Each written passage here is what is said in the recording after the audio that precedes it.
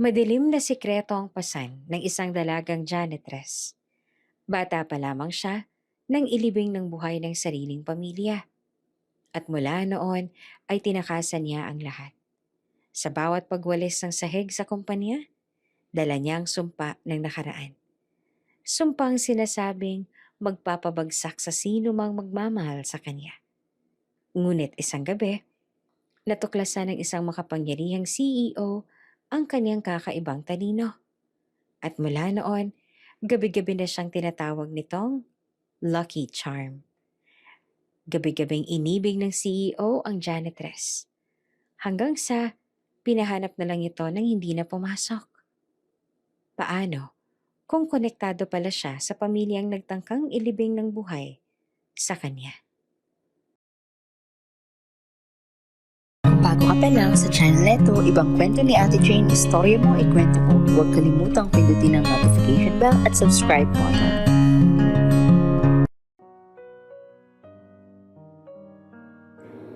Sa isang marangyang bahay sa Makati, tahimik ang gabi. Ang ilaw ng chandelier sa sala ay naglalaro sa mga antigong kagamitan. Isang kombinasyon ng modernong estilo at tradisyonal na dekorasyon ng pamilyang Wu. Sa gitna ng katahimikan, nakatayo si Shin Yi Wu. Mahigpit ang tindig at hawak ang maliit na abaniko habang nakatitig sa lumang papel na hawak ng feng shui master. Shin, sabi ng asawa niyang si Rogelio Wu, dahan-dahan. Sigurado ka ba sa sinabi ng master?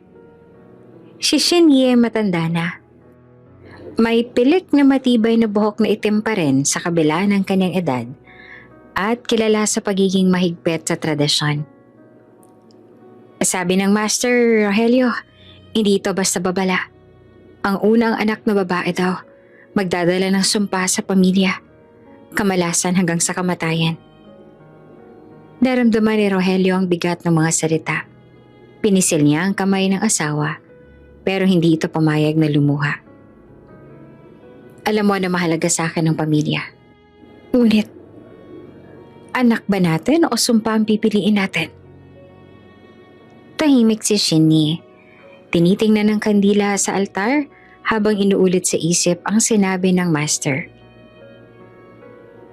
Dapat ipaalis o ipaabort ang bata bago pa man siya lumaki. Iyan lang makakapagligtas sa atin. Biglang bumangon si Rogelio. Ang kanyang mukha ay puno ng determinasyon. Hindi. Ano mang sabihin ng feng shui master? Hindi natin i-abort ang magiging apo natin. Mahal na mahal ko ang apo na yon. At hindi natin siya masisira dahil sa takot. Kung minsan, dapat ang puso ang pinakamasusing gabay. Nagtinginan ng mag-asawa sa isang sandali. Ang lola mahigpit sa paniniwala. At ang lolo, puno ng tapang at pagmamahal. Hindi nila alam na sa gabing iyon, magsisimula ang kwento ng unang sanggol na magdadala ng liwanag at kasabay nito ng madilim na banta. Lumipas ang mga linggo at dumarating na ang araw ng kapanganakan. Sa isang maluwag at maaliwalas na ospital sa lungsod, naroon si Celeste Wu, ang ina. Nahihirapang huminga ngunit puno ng pag-asa. Katabi niya si Esteban Wu, ang ama. Nakatingin sa asawa at tila nagmumuni-muni sa mga salitang narinig nila mula kay Shinny. Ang kwarto ay tahimik maliban sa tunog ng mga medikal na kagamitan. Ang mga nurse ay abala. Pinapainom ng tubig si Celeste at iniaabot ang monitor na sumusukat sa tibok ng puso ng sanggol. Si Shinny, bagaman puno ng kaba, ay nakatayo sa gilid ng kama. Hawak ang pendant ng regalo ni Rogelio. Liwanag o dilim? Bulong niya. Naway maging lakas ang anak na ito sa ating pamilya at hindi sumpa. Lumipas ang oras at naramdaman ng lahat ang unang iyak ng sanggol. Napuno ang silid ng saya. Si Rogelio ay halos lumundag sa tuwa at halos mapaiyak sa tuwa. It's a girl! Sigaw niya. Hindi niya namalaya niyakap niya si Shinny ng mahigpit. At kahit pa may paalala sa kanyang isipan tungkol sa sumpa, pansamantala ay nakalimot siya. Leandra, mahinang bulong na Celeste. Hawak ang maliit na kamay ng sanggol. Ikaw na ang liwanag namin. Pinilit ni Shenia ang kanyang sarili na ngumiti. Sa kabila ng kanyang takot sa propesiya, may kakaibang lambot sa puso niya habang tinitingnan ng sanggol. Ang mga mata ng bata ay tila may kakaibang kislap at ang kanyang maliit na kamay ay mahigpit na humawak sa daliri ni Celeste. Para kay Shenia, tila pansamantalang natabunan ng lahat ng banta ng feng shui. Pagkatapos ng ilang oras, habang nagpapahinga ang ina at bata, naglakad si Shenia patungo sa bintana. Tumingala siya sa buwan, huminga ng malalim. Kung totoong sumpa siya, at kung siya'y magdadala ng kapahamakan, naway mapalitan ito ng proteksyon at gabay. Ang puso ko, ang susunod na gabay. Hindi lamang tradisyon. Si Rogelio na nakaupo sa tabi ng kama ay tiningnan siya at ngumiti. Kaya natin to. Hindi siya magiging sumpa kundi pag-ibig. Hindi niya kailangang palitan ng kapalaran. Tayo ang magiging kanyang sandigan. Habang lumalalim ang gabi, dinala ng nurse si Leandra sa kanyang higaan at dahan-dahang pinapalitan ng lampin at pinadedede. Ang mga mata ng sanggol ay tila nakatingin sa bawat miyembro ng pamilya at may kakaibang katahimikan sa hangin. Isang tanda na ang buhay ng batang ito ay magdadala ng mga kwento, pag-ibig at hamon sa pamilyang Wu. Sa loob ng bahay, tahimik na nagdarasal si Celeste. Hinihiling na sana ay maging malusog at masayang anak. Si Esteban ay nakatingin sa maliit na nilalang sa kanyang bisig at ang bawat tibok ng puso ng sanggol ay parang nagdudulot ng bagong pag-asa sa kanya. Sa puntong yon, kahit na may pangamba sa hinaharap, ramdam ng lahat ang init ng pagmamahal. Ang sumpa na banta ng feng shui ay pansamantala nilang nakalimutan. Ang liwanag ng sanggol ay higit na mas maliwanag kesa sa anumang kadiliman na maaaring dumating. At doon, sa malamlam na ilaw ng ospital, sa gitna ng pag-iyak at ngiti, ipinanganak si Leandra Wu, ang batang babae na magiging sentro ng kanilang pagmamahalan, ng pangarap, at sa kabila ng mga darating na pagsubok, magdadala rin ng matinding damdamin at pagbabago sa kanilang buhay. Sa unang hininga ni Leandra, nagsimula ang isang kwento. Isang kwento ng pamilya, sumpa, tapang, at pagmamahal. Isang kwento na magtatagal sa bawat puso sa pamilyang Wu. At sa huli, sa buong buhay ng batang babae na itinuturing nilang liwanag sa dilim. 3 taon ang lumipas mula nang ipanganak si Leandra Wu. At sa bawat araw, mas lalong naging sentro siya ng ligaya sa pamilyang Wu. Sa loob ng kanilang bahay, puno ng tawanan at halakhakan ang bawat sulok. At kahit ang mga pader ay tila kislap sa kagalakan ng pamilya. Si Leandra, ngayon ay 3 taong gulang. May sigla at palakaibigan. Ngunit may kakaibang talino na agad napansin ng lahat. Isang umaga, habang naglalaro sa sala ng kanilang bahay sa Makati, dahan-dahan siyang lumapit kay Shenia, ang kaniyang lola. Hawak niya ang maliit na notebook at lapis, habang tahimik na sinusulat ang mga numero at simbolo. "Lola, tingnan mo to," sabi ni Leandra at ipinakita ang isang simpleng algebra problem na hindi pa inaasahan sa kanyang edad. Ang mga mata ni Shenia ay humilis sa gulat at hindi makapaniwala sa nakikita. Leandra, saan mo natutunan to?" tanong ng lola. Halatang nagugulahan sa halo ng pagtataka at tuwa. "Sa mga libro ni Mama," sagot ni Leandra habang nakangiti. "Binasa ko lang at sinubukan kong intindihin. Tingnan mo, Lola, kaya ko to." Hindi naman makapaniwala si Shenia. Kahit matagal niya nang pinaniniwalaan na malas ang apo niyang ito, nararamdaman niyang ang kakaibang init sa kanyang puso. Pansamantala, nakalimot siya sa lahat ng takot at sumpa. Ang batang babae sa harap niya na may malamatalinong tingin at matikas na kilos ay puno ng liwanag at pag-asa. Samantala si Esteban, ang ama, ay lumapit at niyakap si Leandra. "Ang talino mo talaga, anak," sabi niya habang tinitingnan ang maliit na kamay ng anak na tila may kapangyarihan sa bawat galaw ng lapis at papel. "Tulad ng iyong ina, pero parang maaga pa para sa iyong mga numero." Si Celeste naman, ang ina, ay nakaupo sa sofa. Pinagmamasdan ng anak at punong-puno ng pagmamahal. "Leandra, anak, hindi lang talino ang meron ka. Puno ka rin ng kabaitan at saya." Bulong niya, halos mapaiyak sa sobrang tuwa. Ang araw ay hindi lamang punong-puno ng laro at pagtuturo. Habang tumatagal, pinapakita ni Leandra ang kaniyang kakaibang katalinuhan.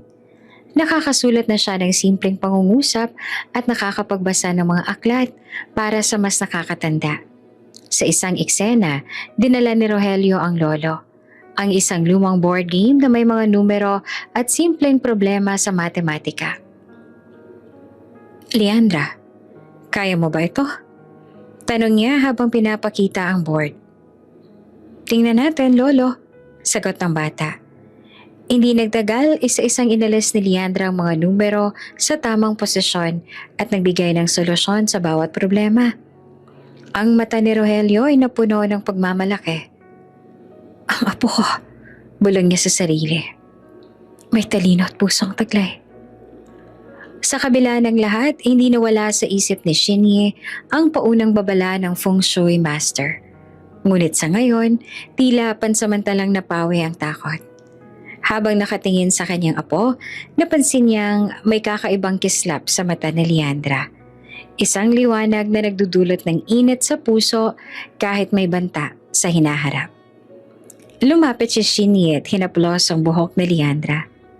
"Anak, alam mo ba, kahit minsan ay iniisip ko kung malas ka. Pero ngayon nakikita ko, ikaw ang liwanag namin."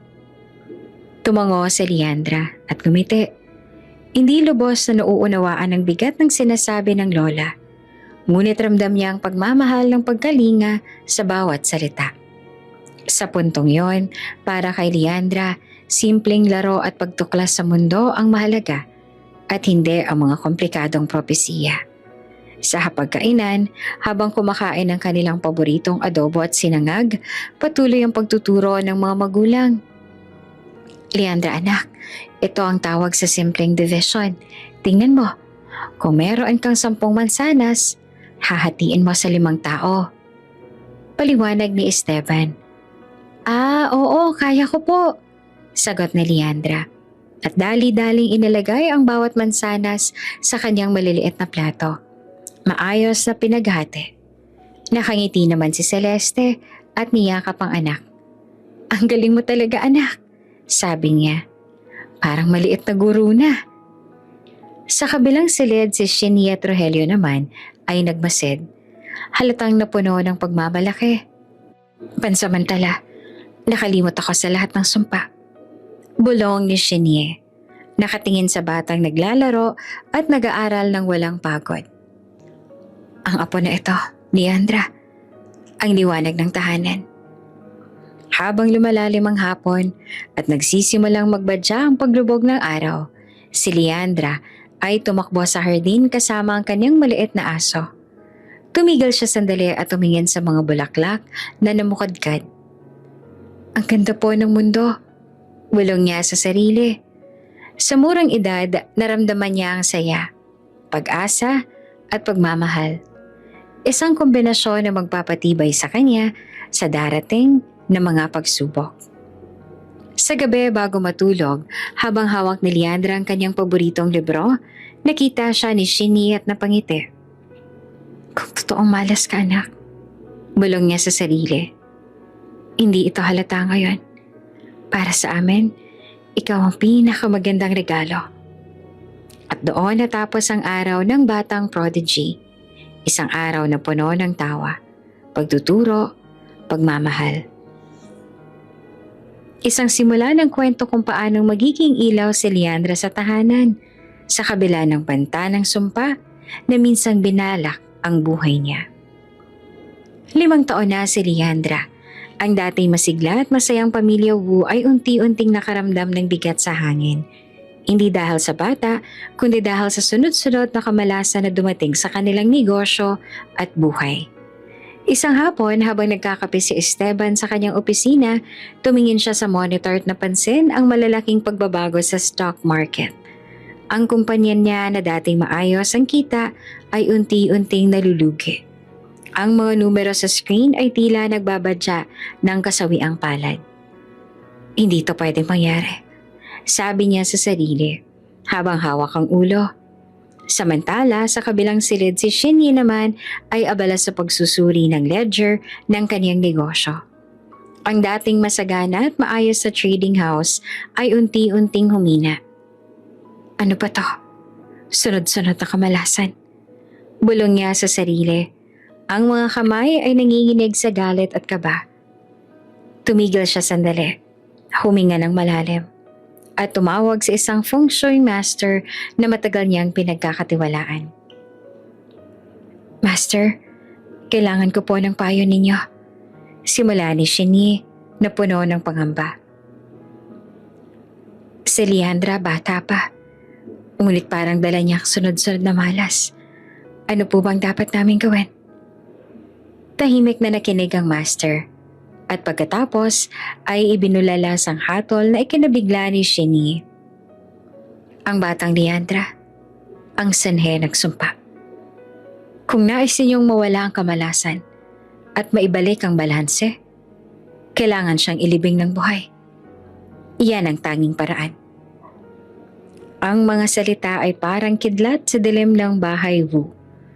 Si Shinyi ay nanlumo. Ang mga mata niya ay puno ng luhang nag-aalab sa takot at galit. Hindi pwede. Hindi ko magagawa to sa apo ko. Bulong niya sa sarili. Ngunit alam niyang may bigat ang propesiya. Dali-daling tumakbo si Shinye sa sala, kung saan naman naroon ang buong pamilya. Si Celeste ay nakatingin sa kanya. Halatang nag-aalala. Shinye, anong nangyari? Celeste, Esteban, hindi ko na mawari ang nangyayari. Ang feng shui master ko, sinasabi niya. Hindi niya natapos ang pangungusap dahil napuno na ng mata niya ang luha. Si Esteban, na may halong pagmamahal at pagdududa, ay unti-unting napatingin sa anak. Leandra, tanong niya na halatang nahihirapan. Ang puso niya ay puno ng pag-aalala para sa anak. Ngunit may maliit na boses sa loob niya na nagtatanong, kung totoo nga ba ang sumpa? Si Celeste, buong tapang, ay dahan-dahang lumapit kay Leandra at niyakap ang anak. Anak, huwag kang mag-aalala. Hindi nila kayang saktan ikaw. Bulong niya at halos nanginginig sa galit at pangamba. Hindi pwede. Paulit-ulit na sabi pa ni Celeste sa asawa at lola. Hindi ang anak natin. Hindi siya sumpa. Siya ang liwanag natin.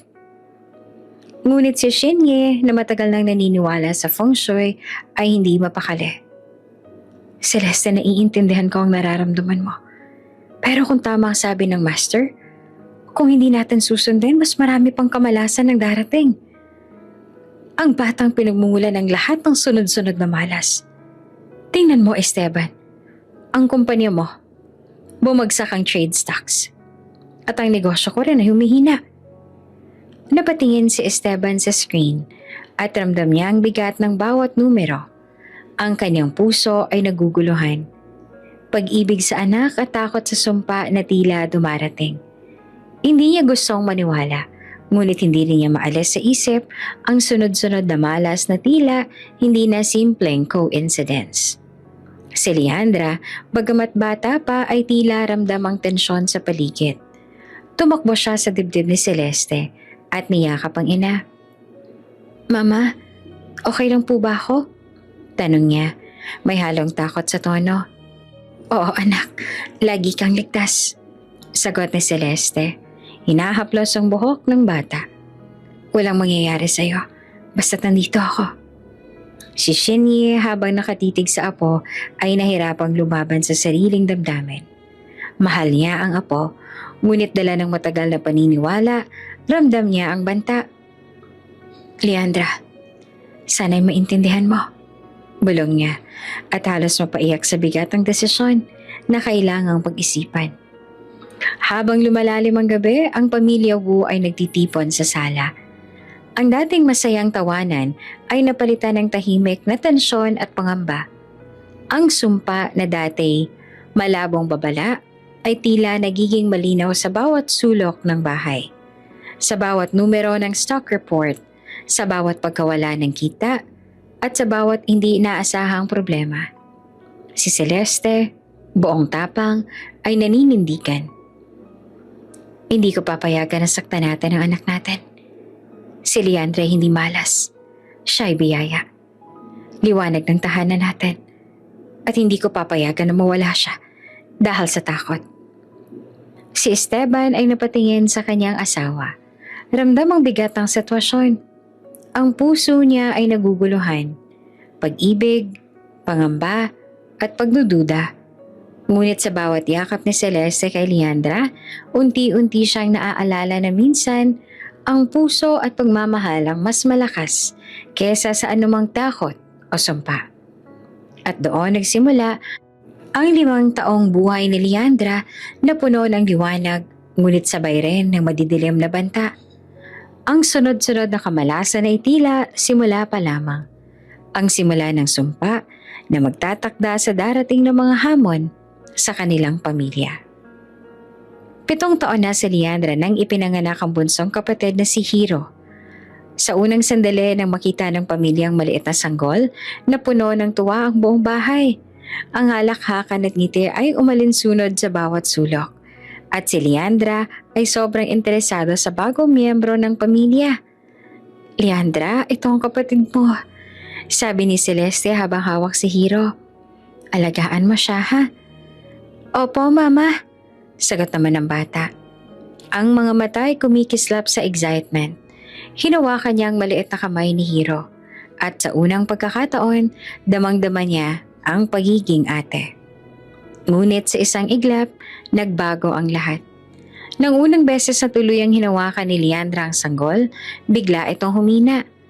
Ang mga mata ni Hiro ay nag-roll back at hindi na siya huminga. Ang tahimik na halakhakan ay napalitan ng pag-iyak at pagkabigla. Hindi! Hiro! Sigaw ni Celeste habang pinipilit na buhatin ng anak at tingnan kung may paghinga pa ba. Si Esteban, ang ama, ay napaluhod sa sahig, puno ng pagkabigla. Ang mga mata niya ay puno ng takot at pangamba. Leandra, bakit? Bakit nangyayari to? Bulong niya na halatang hindi naman makapaniwala. Si Shinyi ay nananatiling nakatayo sa gilid ng kwarto. Mahigpit ang hawak sa abaniko at ang mga labi niya ay nanginginig. Ang propesiya at sumpa na dati takot lamang ay tila biglang nagkatotoo sa harap niya. Ito na, kumpirmado. Bulong niya sa sarili. Ang bata, ang unang anak na babae, ang pinagmumula ng kamalasan. Paulit-ulit silang sumubok magkaanak sa mga sumunod na buwan, ngunit palaging nalalaglagan si Celeste. Ang bawat pangyayari ay parang patunay sa pamilya Wu na may sumpa nga si Leandra. Ang batang dating liwanag ay unti-unting naging sentro ng takot. Isang gabi nakaupo si Celeste sa sala, hawak ang litrato ng mga anak at umiiyak ng tahimik. Bakit ganito? Bulong niya sa sarili. Bakit ang anak kong inosente, ang iniibig namin, ang nagdudulot ng sakit at luha? Si Leandra, bagaman bata, ay ramdam ang lungkot sa paligid. Tinanong niya ang ina. Mama, okay po ba si Hiro? Hindi anak. Hindi na siya kasama natin. Sagot ni Celeste at niyakap ang anak ng mahigpit. Pero huwag ka mag-aalala anak. Hindi mo ito kasalanan. Ngunit sa puso ni Shinye, kahit gustong maniwala sa kabutihan ng apo, tumindi ang paniniwala na totoo ang sinasabi ng master. Leandra, bulong niya sa sarili. habang nanonood sa bata. Ikaw ang ugat ng lahat ng kamalasan. Kung hindi kami kikilos, mas marami pang mangyayari. Ang tensyon sa bahay ay ramdam ng lahat. Ang dating masayang samahan ay unti-unting napalitan ng takot at pangamba. Si Esteban, bagamat mahal ang anak, ay unti-unting napuno ng pagdududa. Ang bawat hakbang ni Leandra ay sinusundan ng kakaibang tensyon. Isang araw, habang naglalaro si Leandra sa hardin, lumapit si Shinny sa kanya. Leandra anak, may mga bagay na kailangan mong maintindihan. Simula ng lola, ngunit bigla siyang huminto. Ramdam niya ang kagandahan at kabaitan ng apo. At kahit na may banta sa isip niya, nahirapan siyang ipahayag ang nakakagimbal na katotohanan. Samantala si Celeste naman na nagpasya na ipagtanggol ang anak. Ma, tama na. Hindi naman si Leandra ang sanhi ng kamalasan. Ang ating pagmamahal at pagkalinga ang kailangan niya ngayon. Sabi niya na buong tapang. Si Esteban ay tumingin sa magkabilang babae. Ang asawa na nagmamahal sa anak at ang ina na puno ng paniniwala sa feng shui. Ang kanyang puso ay puno ng kaguluhan. Hindi ko alam kung saan ako lalapit. Mahal ko si Leandra, pero hindi ko maalis sa isip ang nangyari kay Hiro. Ang mga sumunod na linggo ay puno ng tahimik na tensyon. Ang bawat hakbang ni Leandra ay sinusundan ng mata ng lolo at lola. Ang dating masayang pamilya ay unti-unting nagiging seryoso. At sa bawat pangyayari, ang sumpa ay tila unti-unting bumabalot sa kanilang tahanan. Ngunit sa kabila ng lahat, si Leandra ay nananatiling inosente. Ang kanyang tawa ay maingat. Ang kanyang mga salita ay puno ng kabutihan. At kahit sa murang edad, alam niyang mahal siya ng kanyang pamilya. Ang liwanag ng batang ito ay nananatiling buhay kahit nasa gitna ng kadiliman at takot. At sa bawat gabi, bago matulog si Shinny ay tumitig sa bata. Mahigpit ang hawak sa pendant sa kanyang dibdib. Kung totoo o hindi man ang sumpa, sana'y maipakita mo sa amin na mali ang aming takot. Bulong niya sa sarili. At sa gitna ng pangamba, may maliit na pag-asa ng liwanag na Leandra ay hindi matitinag kahit anong malas. Isang maulang hapon nang maganap ang insidente na halos malunod si Leandra sa ilog sa bakuran ng kanilang lumang bahay sa probinsya. Ang batang 7 taong gulang ay nadulas mula sa bangketa habang naglalaro. At sa loob ng ilang segundo, halos wala na siyang hininga. Si Rogelio, ang lolo, ay agad na sumugod at hinugot ang apo mula sa tubig. Basang-basa at nanginginig sa takot si Leandra. Ngunit buhay. Leandra, huwag kang aalis sa tabi ko! Sigaw ni Rogelio. Ngunit bago pa makahawak ay naanod si Rogelio ng mabilis na agos ng tubig sa ilog. Ngunit ang pangyayaring iyon ay nagpasiklab ng galit at dalamhati sa puso ni Shinny. Para sa kanya, tila hudyat ito na kailangan ng kumilos. Sa loob ng bahay, nakatingin siya sa apo na nakahiga sa kumot.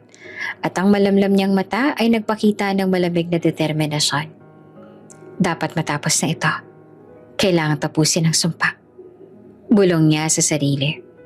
Lumapit naman si Esteban sa ina. May halong pangamba at kaguluhan sa mukha. Ma, sigurado ka ba? Tanong niya. Nanginginig. Anak ko si Leandra. Oo, Esteban. Kung hindi natin gagawin to, ang mga kamalasan ay hindi titigil. Ang bata ang ugat ng lahat. Sagot ni Shinny. Malamig at matatag ang tinig. Nagdesisyon silang ilibing si Leandra habang buhay. Ang puso ng bawat isa ay nababalot ng takot at lungkot. Ngunit sa isip ni Shinny, ito ang tanging paraan para makaalis ang sumpa. Pumayag naman si Esteban. Hindi dahil gusto niya, kundi dahil nais niyang magkaroon muli ng anak na lalaki. Kung ito ang kailangan, gagawin natin. Para sa pamilya. Bulong niya sa sarili, kahit ramdam ang bigat sa dibdib. Si Celeste, na labis ang pagmamahal sa anak, ay buong tapang na tumutol. Hindi, hindi pwede. Anak natin yon, hindi siya sumpa. Sigaw niya. Ang luha ay dumadaloy sa kanyang mga pisngi. Ngunit walang pakialam si Shenie. Sa galit at determinasyon, ipinasok siya sa isang maliit na kwarto at itinaas at isinara ang pinto. Dito ka muna, hindi ka makikialam. Utos pa ni Shenie at siniguradong hindi na mapapalapit si Celeste sa mga mangyayari. Samantala, si Manang Dorina at tangpat na loyal na katulong ng pamilya Wu ay lihim na nanonood sa likod ng bintana. Ramdam niya ang panganib at alam niyang kailangan niyang kumilos para iligtas ang batang si Leandra. Sa bawat hakbang ng pamilya na maglilibing sa bata, palihim niyang inihanda ang plano para sa pagtakas at kaligtasan ng bata. Si Celeste ay nakaupo sa maliit na silya sa loob ng silid. Ang mga kamay ay nakakadena sa harap niya. Ang mukha niya ay puno ng luha. Ang dibdib ay nanginginig sa takot at galit. Hindi niya maintindihan kung paano nila nagawa iyon. Ang pagplanong ilibing ang sariling anak. Dahan-dahang pumasok si Manang Dorina, dalang isang maliit na lampara. Ma'am, hindi ko po ito pwedeng iwan. Kailangan natin gumawa ng paraan. Bulong niya. Pilit na pinipigil ang takot sa sarili. Lumapit siya at tinawakan ng kamay ni Celeste sa pamamagitan ng maliit na bakal na rehas. Manang Dorina, paano natin siya maililigtas? Natatakot ako mawala ng anak ko. Bulong ni Celeste. Ang luha ay bumabalong sa pisngi. Ma'am, may plano ako. Pagkatapos mailibing, sa gabi huhukayin ka sa Leandra.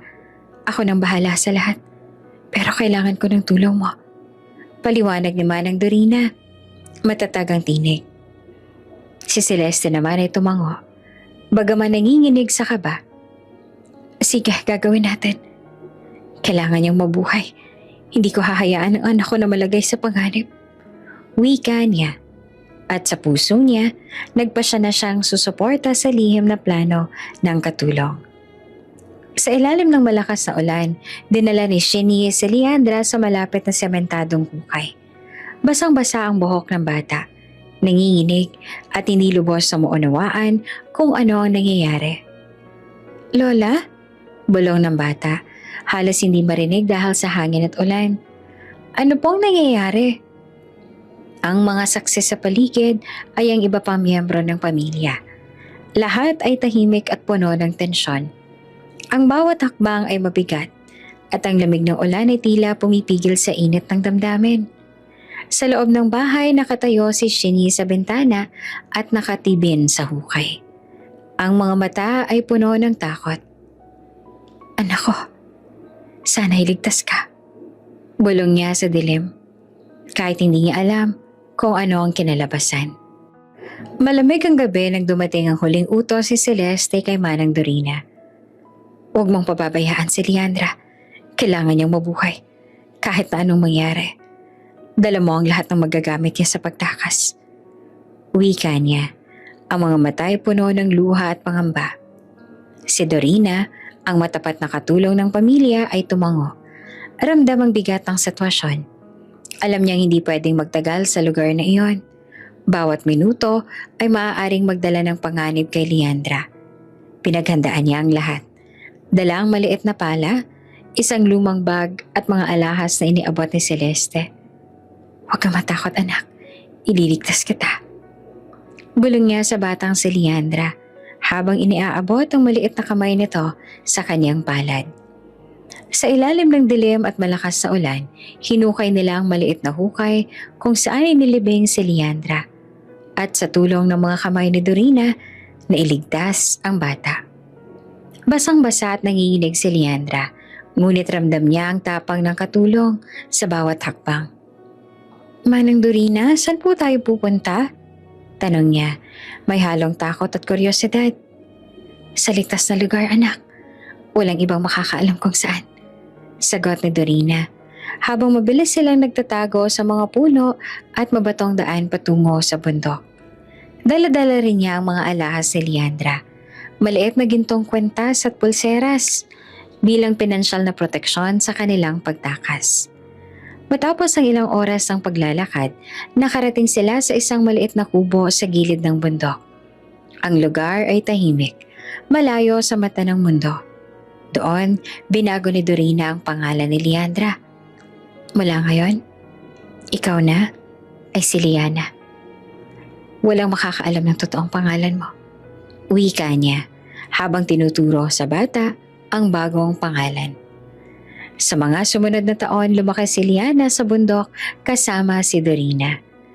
Hindi siya pinapasok sa formal na eskwelahan, ngunit dinalhan siya ng mga libro, matematika, agham, kasaysayan at kahit mga kwento ng ibang lugar. Sa bawat pahina, lumalago ang katalinuhan at kuryosidad ng bata.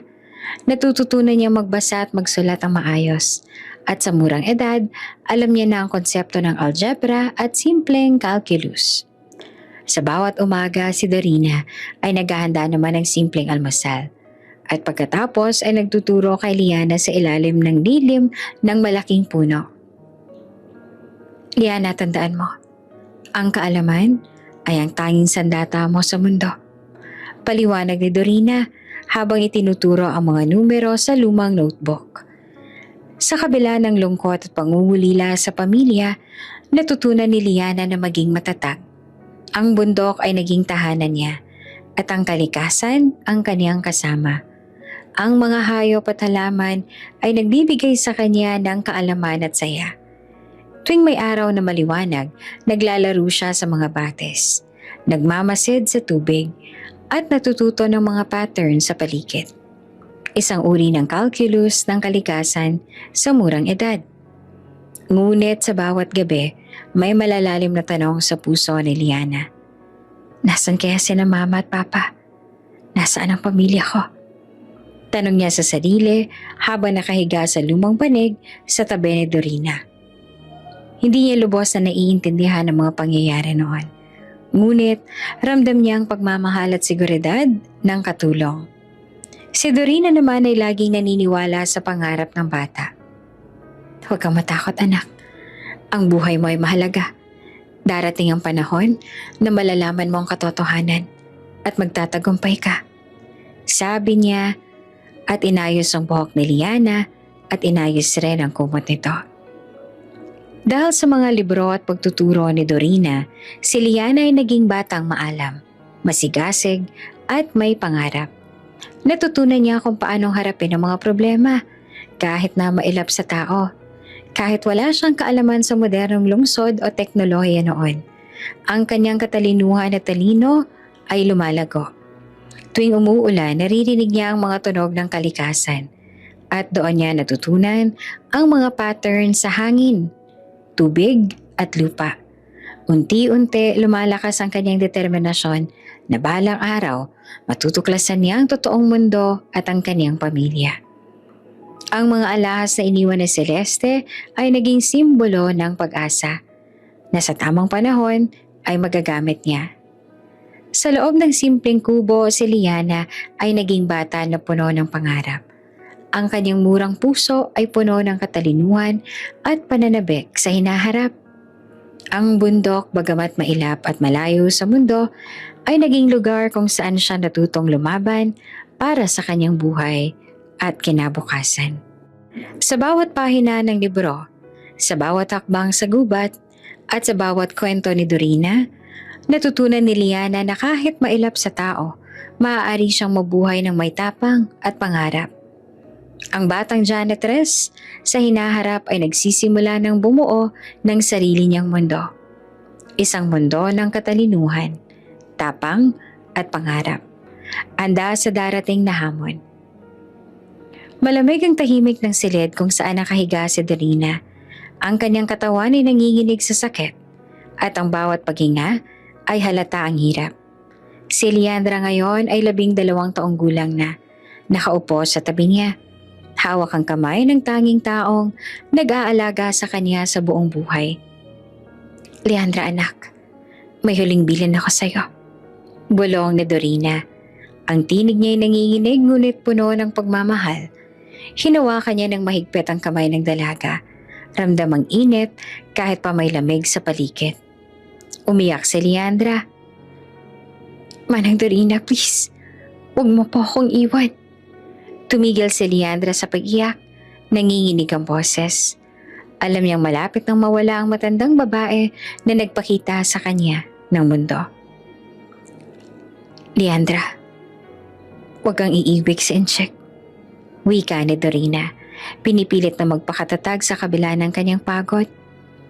Mahalaga ang puso mo. At baka may masamang mangyari kung susundin mo sila. Hindi naman naintindihan ni Leandra ang buong ibig sabihin ng babala. Ano pong Inchik? Bakit hindi siya pwedeng umibig? Ngunit hindi niya lubos na naintindihan. Ramdam niya ang bigat ng salita sa kanyang puso. Ang babala ni Dorina ay parang apoy na nag-iwan ng bakas sa kanyang murang puso. Isang paalala na may panganib sa hinaharap, pero hindi malinaw kung ano. Manang Dorina, bakit po? Bulong ni Leandra. Ang luha ay bumabaloy sa kanyang pisngi. Hinawakan niyang mahigpit ang kamay ng matanda para hindi siya handang pakawalan. Leandra, ang buhay mo ang pinakamahalaga. Tandaan mo, ang katalinuhan at tapang mo ang magdadala sa iyo sa mundo. Wika ni Dorina. Huminga siya ng malalim at ngumiti kahit ramdam ang sakit.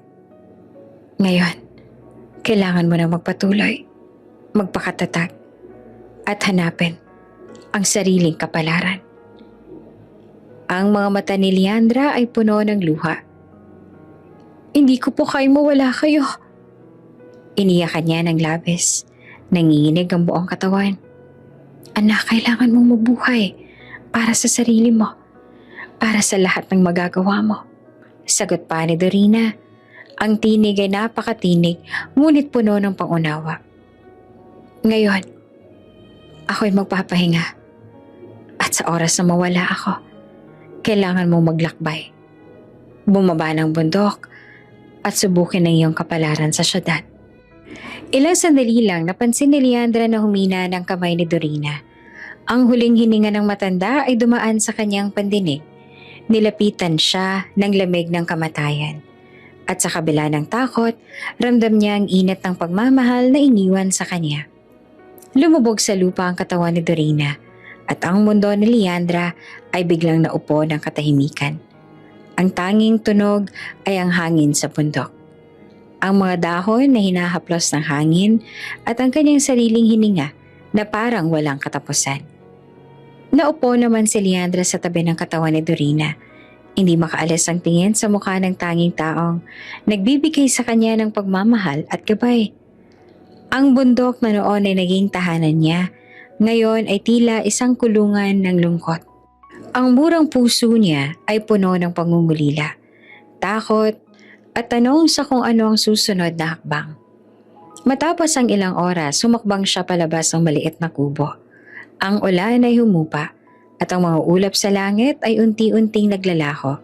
Sa bawat hakbang pababa ng bundok, ramdam ni Leandra ang bigat ng responsibilidad sa kanyang murang balikat. Alam niyang kailangan niyang gamitin ang katalinuhan at tapang na itinuro sa kanya ni Dorina.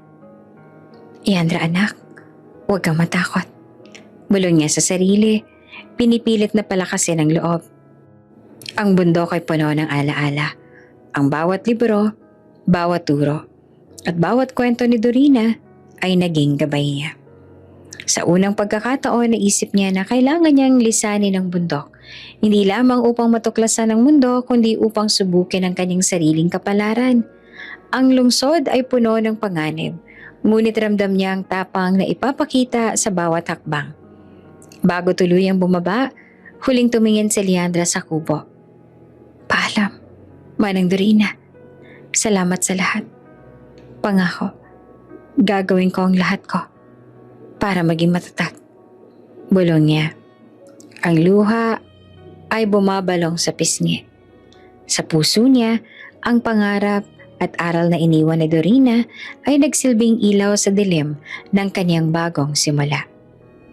At sa bawat takbang pababa ng bundok, ramdam ni Leandra na bagaman mag-isa siya, dala niya ang pagmamahal, katalinuhan at tapang na magdadala sa kanya sa bagong yugto ng buhay. Isang yugto kung saan siya ang magsusulat ng sariling kapalaran sa syudad. Ang bus ay puno ng ingay at amoy ng lungsod na humakbang si Leandra sa terminal. Ang mga mata niya ay nagmamasid sa paligid. Mataas na gusali, puno ng ilaw at mga tao na nagmamadali sa kani-kanilang destinasyon. Para sa batang lumaki sa bundok, ang syudad ay isang ibang mundo. Mabilis, maingay at puno ng misteryo. Dala niya ang maliit na bag na naglalaman ng ilang damit, libro at mga alahas na iniwan ni Dorina. Habang naglalakad sa kalsada, ramdam niya ang bigat ng responsibilidad sa sarili. Kailangan niyang mabuhay, magtrabaho at matutunan ng mga bagay na hindi niya naranasan sa bundok. Paano ba ako makakahanap ng trabaho dito? Wala naman akong records. Bulong niya sa sarili. Habang sinusulya pa ng mga flyer sa kanto at mga pahayagan na nakatambak sa stall. Hindi niya alam kung paano magsimula, ngunit alam niya na kailangan niyang subukan. Lumapit siya sa isang maliit na tindahan at bumili ng pahayagan. Nang buksan niya ito, napansin niya ang anunsyo. Naghahanap ng janitress sa Rivera Holdings. Walang educational requirement, mabilis na training. Ramdam ni Leandra ang pag-asa. Ito na marahil. Wika niya. Ang dibdib ay kumakabog sa excitement at kaba. Dali-dali siyang nagtungo sa address na nakasulat, ang Rivera Holdings sa isang malaking gusali. Kumikinang sa modernong disenyo at mataas sa salamin sa harap. Pumasok siya sa lobby. Ang mga tauhan ay abala sa kani-kanilang gawain. Sa pagtugon sa receptionist, ipinakita niya ang flyer at ipinahayag ang kanyang hangarin na mag-apply. Bagong hire po, sandali lang tatawag ako sa HR, sabi ng receptionist, habang nakangiti. Habang naghihintay, tiningnan ni Leandra ang paligid. Malinis, maayos, at moderno ang buong gusali. Napansin niya ang mga security cameras, elevators na kumikilos ng mabilis, at mga empleyadong naglalakad ng mabilis, dala ang mga dokumento. Para sa isang batang lumaki sa bundok, ang lahat ay kakaiba at nakaka-excite. Ilang sandali lang dumating ang HR manager at tinanong siya, "Kamusta, miss? Paano ka nakarating sa amin?" "Nabasa ko po sa pahayagan ng job opening at interesado po ako magtrabaho bilang janitress," sagot ni Leandra. Malinaw ang boses, bagaman nanginginig ang kamay sa kaba. Pinagmasdan siya ng HR manager. "Wala ka bang educational records?" tanong niya, na tila may pag-aalinlangan. Wala po, pero mabilis po ako matuto. Masipag din po ako at marunong mag-ayos ng mga bagay. Kahit simple po ang trabaho, gagawin ko po ito ng maayos," paliwanag ni Leandra. Tinitiyak ang sarili na maipapakita ang determinasyon at sipag. Matapos ang ilang minuto, ngumiti ang HR manager. "Sige, may subukan natin. Magsimula ka bukas. Sundan mo ang assistant namin para sa orientation at pagpapakilala sa building." Ramdam ni Leandra ang kaligayahan na dumapo sa dibdib niya. Isang simpleng trabaho, ngunit para sa kanya, ito ay simula ng bagong buhay. Ang bawat hakbang sa loob ng malinis na gusali ay nagbigay sa kanya ng kakaibang pakiramdam. Isang pagkakataon na magsimulang muli at marahil mas mapalapit sa sagot ng kanyang nakaraan. Pagkatapos ng orientation, naglakad siya sa paligid ng gusali. Nakita niya ang mga empleyado na nagkatuwaan sa break room. Ang mga conference room na puno ng mahahalagang meeting at ang opisina na may modernong computer at dokumento. Para kay Leandra, ang lahat ay bago at kamangha-mangha. Kinaumagahan, oras na ng kanyang trabaho. Habang naglilinis sa isang conference room, napansin niya ang isang malaking chart ng stocks at trading data sa isang monitor. Ang mga numero ay pamilyar sa kanya. Natutunan niya ito mula sa libro ni Dorina. Hindi niya maiwasang humanga sa sarili. Ramdam niya na kahit lumaki siya sa bundok, ang katalinuhan at kaalaman ay dala-dala niya sa bawat hakbang. Sa maliit na silid ng janitorial, naglatag siya ng mga kagamitan. Mop, walis, at cleaning solutions. Habang nililinis niya ang sahig, napaisip siya, baka ito na ang simula ng pagbabago sa buhay ko. Hindi niya alam na ang simpleng trabaho bilang janitress ay magiging pintuan para matuklasan ang kanyang nakaraan. Ang pamilya at ang kapalaran na matagal nang tinatago sa kanya. Sa gabi, pauwi na si Leandra sa kanyang maliit na inuupahang kwarto. Habang nakaupo sa gilid ng kama, tiningnan niya ang mga alahas si Dorina na dala niya pa rin. Ang bawat isa ay simbolo ng pag-asa, determinasyon at pagmamahal. Pinangako niya sa sarili, magpapatuloy ako, magiging matatag, at gagawin ko ang lahat para sa sarili ko. At sa kabila ng lungkot at pangungulila, may kakaibang pag-asa na kumikislap sa mga mata ni Leandra. Ang lungsod ay puno ng panganib at pagkakataon. Ngunit ramdam niya na sa bawat hakbang, unti-unti niyang mabubuo ang daan patungo sa kanyang kinabukasan. Ang simpleng trabaho bilang janitress ay nagsilbing simula. Isang hakbang sa paglalakbay ng isang batang babae na handang harapin ang mundo. Mag-iisang linggo na si Leandra sa kanyang pinapasukan. Tahimik ang gabi sa loob ng Rivera Holdings. Ang ilaw ng mga opisina ay nagliliwanag sa malaking bintana. Habang si Leandra ay naglilibot, dala ang walis at timba. Sa bawat hakbang niya ay maingat. Sinusunod ang routine na itinuro sa kanya sa unang linggo. Habang nililinis ang isang malaking conference room, napansin niya ang isang matinding ekspresyon ng galit sa kalapit ng opisina. Nakaupo sa harap ng maraming monitor, si Donato Rivera, ang CEO ng kumpanya na nakatitig sa mga bumagsak na trade stocks. Ang kanyang mga kamay ay malakas na kumikindat sa mesa at ang mga mata ay hindi mapakali, puno ng stress. Hindi naman napigilan ni Leandra ang sarili. Sa isang mahinang boses ay bulong niya, base sa probability ng statistics, may pattern po sa pagbagsak ng stocks.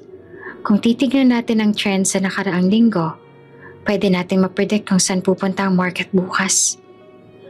Lumingon si Donato. Ang mga mata niya ay nagulat at bahagyang napalunok. Sino ka? Tanong niya na ang boses ay may halong pagkagulat at pagkaintriga. Po, janitress po ako. Pero interesado po ako sa math at economics. Natutunan ko po ang analysis sa mga libro na binili ng lola ko. Paliwanag ni Leandra. Medyo nanginginig sa kaba, ngunit malinaw ang boses. Si Donato ay napasandal sa upuan. Ang kilay niya ay nakataas sa hindi maipaliwanag na pagkagulat. Janitress, na marunong mag-analyze ng stocks? Bulong niya sa sarili. Pagkatapos ay muling tumingin kay Leandra. Anong pang alam mo? Si Leandra ngayon ay nakatayo na ng matuwid. Hinawakan ng walis bilang suporta sa sarili.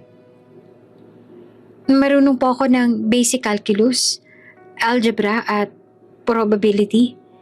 Kahit po wala akong formal na edukasyon, natutunan ko po sa sarili ko at sa mga librong iniwan sa akin ng lola ko. Naglakad si Donato palapit sa kanya. Tiningnan siya mula ulo hanggang paa. Ang dalaga ay maliit ang pangangatawan, ngunit ramdam ang determinasyon at katalinuhan sa kanyang mga mata. At sinong nagsabi sa'yo na pwede mong ipahayag ito sa akin, janitress? Tanong niya. May halong ngiti na nagtatago sa likod ng seryosong ekspresyon. Hindi po ako nakapagpigil. Nakita ko po na nahihirapan kayo kaya gusto ko po sanang makatulong. Sagot ni Leandra. Medyo kinakabahan ngunit matatag. Si Donato naman ay tumigil sa harap niya, hawak ang braso sa likod. Nakakabilib. Kakaibang bravery para sa isang janitress. Tiningnan niyang muli ang monitor. Sige, Ipakita mo sa akin ang analysis mo.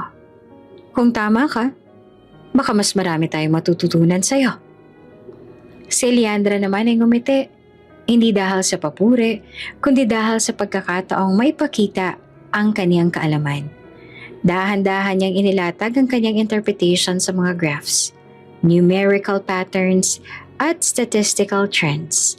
Habang nagsasalita, ramdam niya ang excitement. Ang ideya na kahit janitress lang siya, may alam siya na mahalaga sa isa sa pinakamakapangyarihang tao sa kumpanya. Ang ginagawa ko po, base sa pattern ng huling 2 linggo, pwede po nating i-anticipate ang paggalaw ng stock sa susunod na araw. May maliit na risk pero mataas ang posibilidad na makabawi ang portfolio. Paliwanag niya ng malinaw, gamit ang simpleng salita, ngunit tumpak sa detalye. Napahinto naman si Donato sa paghinga. Napansin niya ang talino at focus ni Leandra at ang kakaibang paraan ng bata sa pag-intindi ng numero at trends. Impressive. Saan mo naman natutunan to? Tanong niya na halos hindi makapaniwala. Self-study po. Sa mga librong iniwan po sa akin ng lola ko. Sagot ni Leandra. Mahinhin ngunit may determinasyon. Wala akong guro pero sinusubukan ko pong intindihin at i-apply sa totoong sitwasyon. Si Donato ay huminga ng malalim. Ang dating galit na ekspresyon ay unti-unting napalitan ng paghanga. Talaga? Janitress ka lang. Pero may utak at bravery. Marami dapat ako matutunan sa iyo. Anong pangalan mo? Liana po. Tugon ng dalaga. Si Liana ay napangiti. Inalala niya ang sabi ni Dorina na huwag sabihin ang totoo niyang pagkakakilanlan. Napangiti ang dalaga sa mga nangyayari ngayon sa kanya, hindi lamang sa papuri kundi sa damdamin na may napapansin siyang bagong pagkakataon. Ang simpleng paglilinis sa gabi ay nauwi sa isang eksena na nagbukas ng bagong daan. Isang pintuan para sa kanya upang maipakita ang katalinuhan at marahil matuklasan ang mas malalim na misteryo ng kumpanya at ng kaniyang kapalaran. At sa gabing iyon, habang bumabalik sa janitorial closet, ramdam ni Leandra na unti-unti niyang nabubuksan ang pinto ng pagkakataon. Ang dating simpleng trabaho ay nagsisilbing simula para makilala ang CEO. At sa hindi inaasahang paraan, maipapakita niya ang talino at tapang na itinuro sa kanya ni Dorina sa bundok.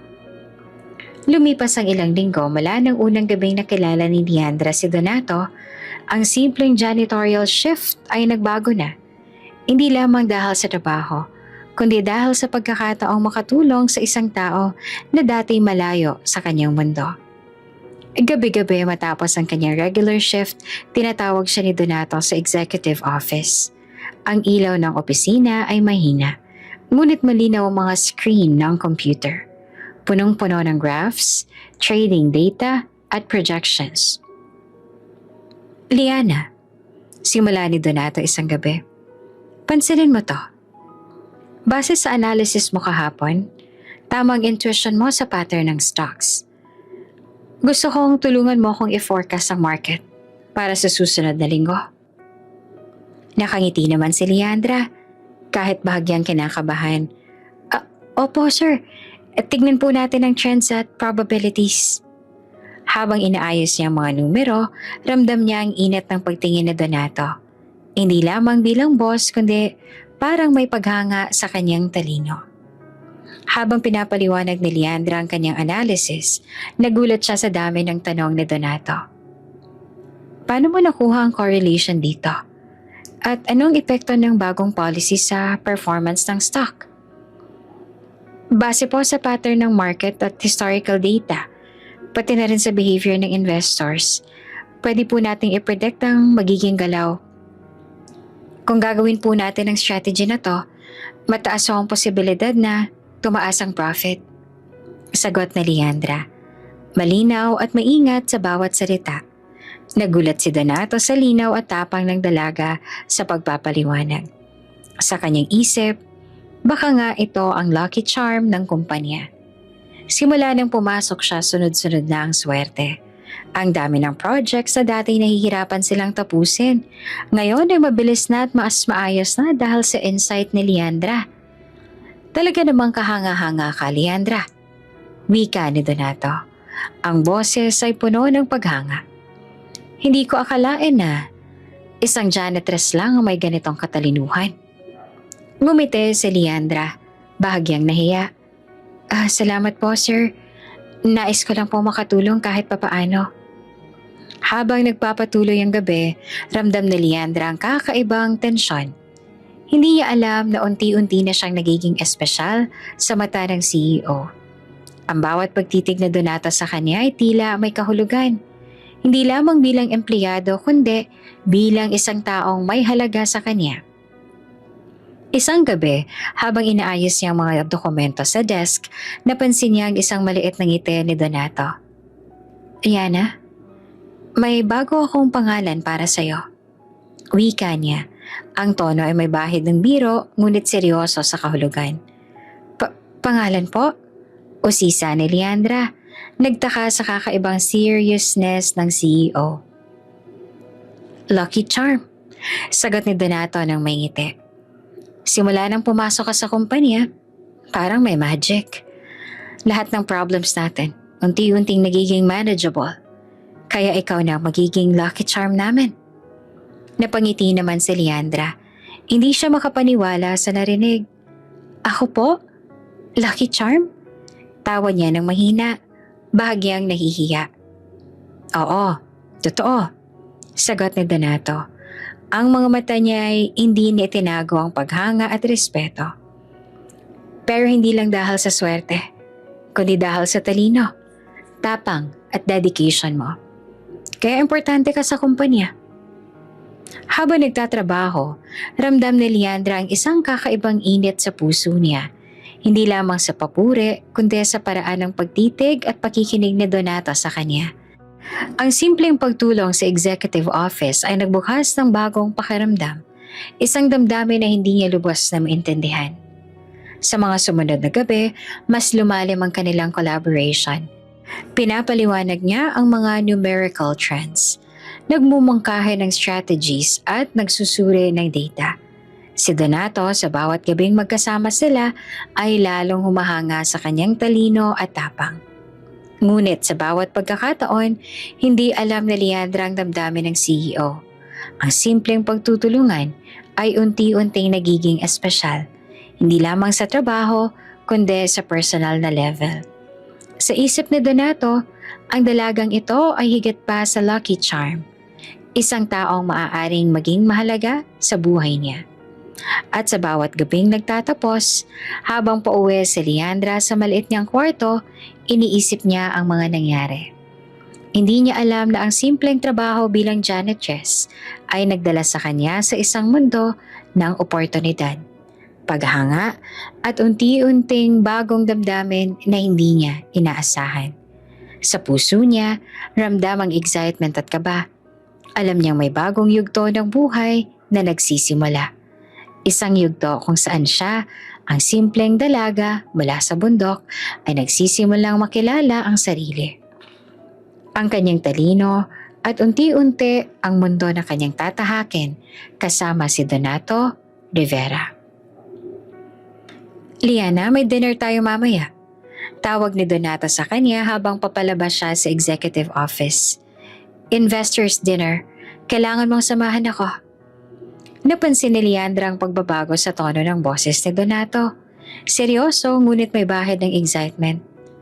Opo sir, handa po ako, sagot niya. Bahagyang kinakabahan ngunit nakangiti. Paglabas nila, dali-dali silang pumunta sa isang boutique sa upscale district. Ang shop ay punong-puno ng eleganteng gown, high heels at mga accessories na kumikislap sa ilaw. Binuksan ni Donato ang isang private section para sa kanya. Tila may espesyal na plano. Dahil sa imahe mo sa opisina, medyo kailangan nating i-level up ang look mo para sa dinner. Wika ni Donato. May ngiti na hindi niya itinago. Luminga naman si Liana. Medyo nahihiya sa ideya. Opo, pero hindi po ba masyadong formal? Trust me. Sagot naman ni Donato na bahagyang tumawa. Gusto ko lang makita ang buong potensyal mo. May sorpresa ako sa'yo. Pinili nila ang mga damit na simple pero elegant. Isang fitted gown na tumutugma sa kulay ng buhok at balat ni Leandra. Habang siya'y sinusukat at pinapaganda, sinamahan siya ng stylist sa bagong hairstyle. Straightened na nagbigay ng natural glow sa mukha niya. Ang simpleng makeup ay nag-highlight sa kanyang mga mata at ngiti. Hindi nagpapa-over sa pagiging dalaga niya. Habang nakatingin sa salamin, hindi naman mapigilan ni Leandra ang sarili. Hindi po ako sanay sa ganito. Bulong niya sa stylist, ngunit may kakaibang ngiti sa labi.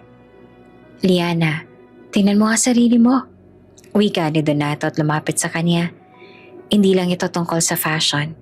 Ito ay tungkol sa confidence mo. Nakikita ko ang tapang mo at gusto kong mas maramdaman mo ito. Nang matapos ang makeover, tumigil si Leandra sa harap ng buong mirror.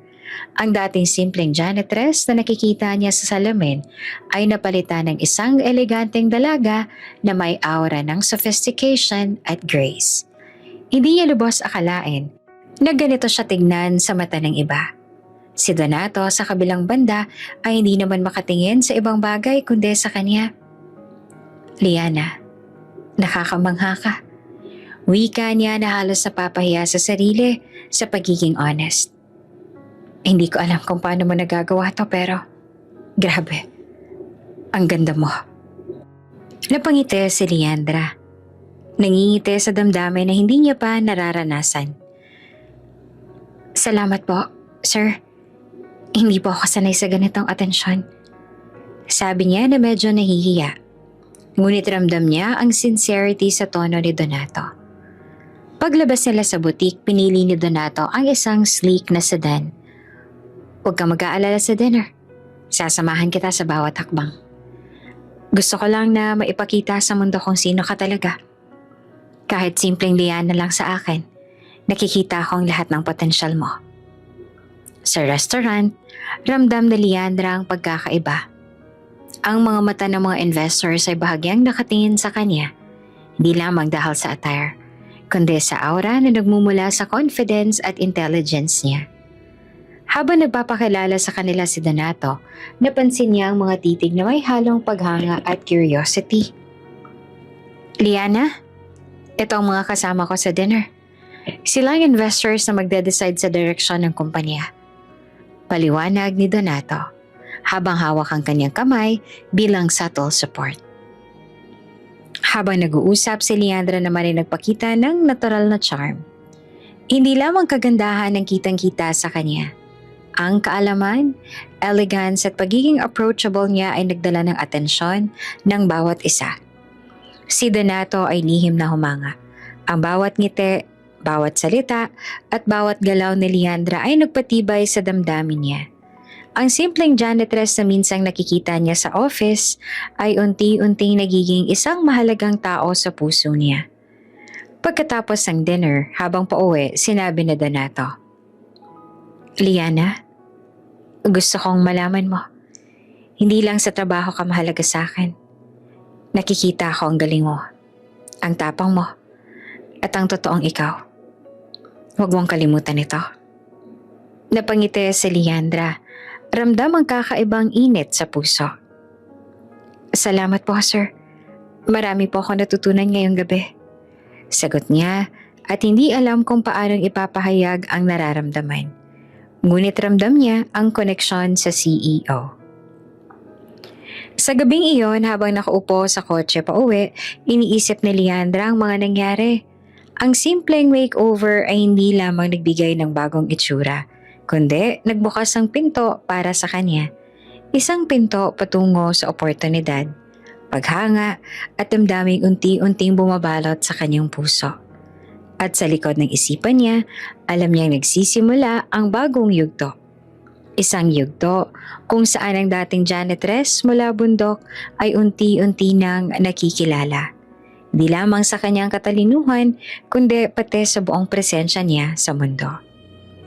Mabilis na tumakbo ang gabi sa private dining room ng eksklusibong restaurant. Si Leandra ay nakaupo sa tabi ni Donato. Kaunti pa rin ang kaba sa dibdib niya, ngunit pinilit niyang panatilihin. Maayos ang postura. Liana, gusto kong ipakilala sa iyo ang matalik kong kaibigan at soul brother. Wika ni Donato. Ngiti sa labi habang kumukuha ng isang lalaki mula sa kabilang dulo ng mesa. Si Lucero. May magandang tindig at may hawig na kaakit-akit. Liana, kamusta? Ang dami kong narinig tungkol sa'yo. Bati niya na may halong curiosity at galak. Napangiti naman si Leandra. Bahagyang nahihiya sa atensyon ng kaibigan ng CEO. Ako po? Ayos lang po. Salamat po sa pag-anyaya. Sagot niya. Sinusubukan na magpakita ng natural na charm. Habang nag-uusap, biglang may dumating na grupo sa restaurant. Si Leandra ay hindi agad nakapansin sa kanila sa umpisa, hanggang sa isang babae na may pamilyar na aura ang lumapit. Dalang mainit ng ngiti at pagkakakilala. Ma'am? Bulong ni Liana sa sarili. Hindi siya makapaniwala sa nakita.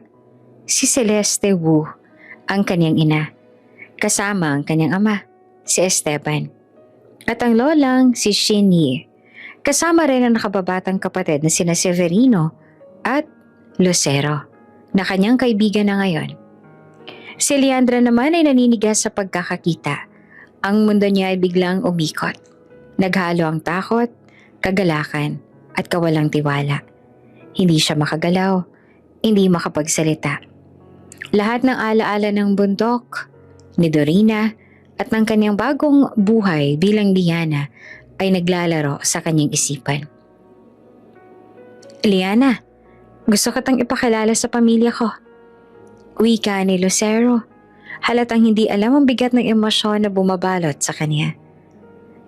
Ako nga pala si Lucero Wu, anak ng pamilyang Wu, at sila ang pamilya ko. Ang mga salita ni Lucero ay parang echo na bumabagsak sa tenga ni Leandra. Biglang nakakilala siya sa mga mukha ng kanyang nakatagong nakaraan. Ang kanyang ina, ama at lola. Hindi niya inaasahan na sa gabing iyon, habang nakikipag-dinner sa mga investors, makikilala niya ang sariling pamilya. Mama, Papa, bulong ni Leandra. Halos hindi marinig ang sarili. Ang katawan niya ay nanginginig, ngunit may kakaibang init sa dibdib. Halo ng pananabik at takot. Si Celeste naman ay bahagyang natigilan. Habang nakatitig kay Leandra, may kumurot sa kanyang puso. Hindi niya maipaliwanag. Ngunit parang may kakaibang pamilyaridad sa mata ng dalaga. Saglit siyang napatulala, bago muling ngumiti para itago ang pagkabigla. Magandang gabi, Iha. Wika ni Celeste. Pilit na pinapakalma ang sarili. Ngunit para kay Leandra, ang simpleng pagbati na iyon ay parang isang palad na muling nagbukas ng sugat. Nananatili siyang tahimik. Pinipilit huwag ipahalata ang nanginginig niyang kamay. Sa loob-loob niya, iisang sigaw ng kanyang isip. Silang pamilyang nag-iwan sa akin sa hukay. Sa loob ng restaurant, sa gitna ng mga ilaw at tahimik na musika, ramdam na Liana ang kakaibang koneksyon. Isang halo ng takot, pananabik at pag-asa. Ang gabing iyon ay simula na ng bagong kabanata sa kanyang buhay. Ang muling pagkikita ng pamilyang iniwan siya sa hukay, ang pagbabalik sa nakaraan, at ang unti-unting pagharap sa nakaraan na dati niyang itinago sa bundok bilang Leandra. Mainit ang ilaw sa function hall ng hotel kung saan ginanap ang investors' dinner. Habang masayang nag-uusap ang mga tao, parang may sarili namang mundo si Leandra. Kanina pa siya nanlalamig kahit puno ng init ang paligid. Ang bawat titig niya kay Celeste Wu ay parang karayom na tumutusok sa puso niya. Matamis, ngunit masakit. Sa gitna ng tawanan at mga toast, may ilang pagkakataon na napapansin niyang nakatitig sa kanyang ina. Minsan, mabilis lang ang tingin.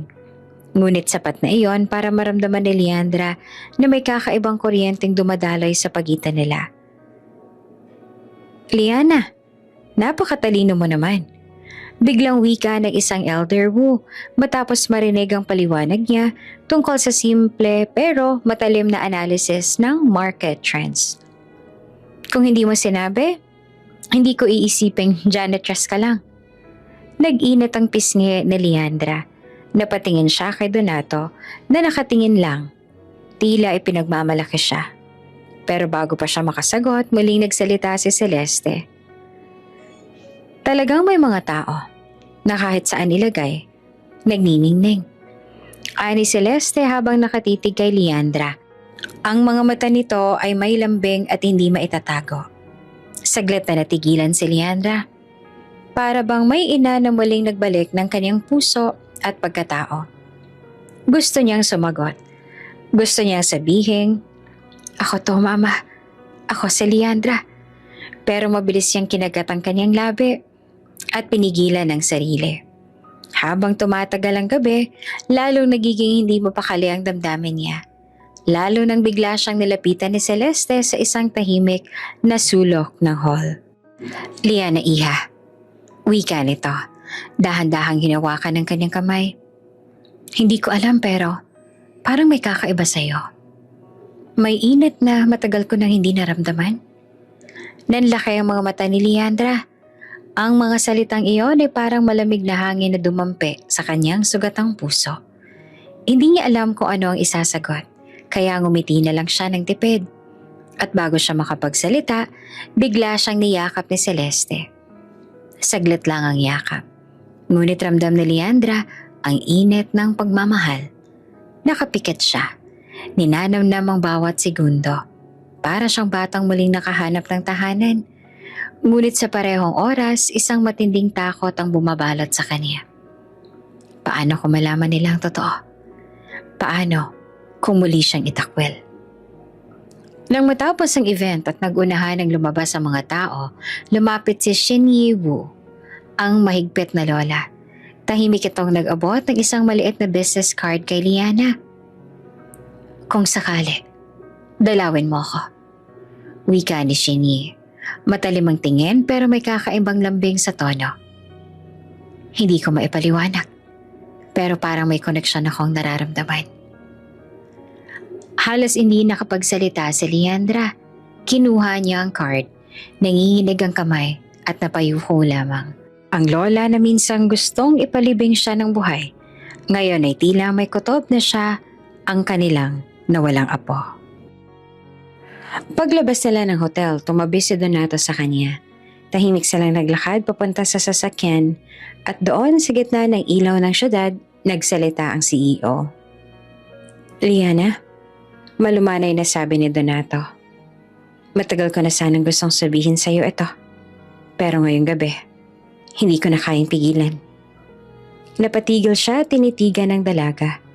Ang mga mata niya ay seryoso, puno ng damdamin. "I think I'm falling in love with you." Parang biglang huminto ang paligid para kay Leandra. Ang puso niya ay kumabog ng mabilis at ang mga alaala ng habilin ni Dorina ay bumalik. "Huwag kang iibig ng inchik." Hindi niya lubos na maintindihan noon.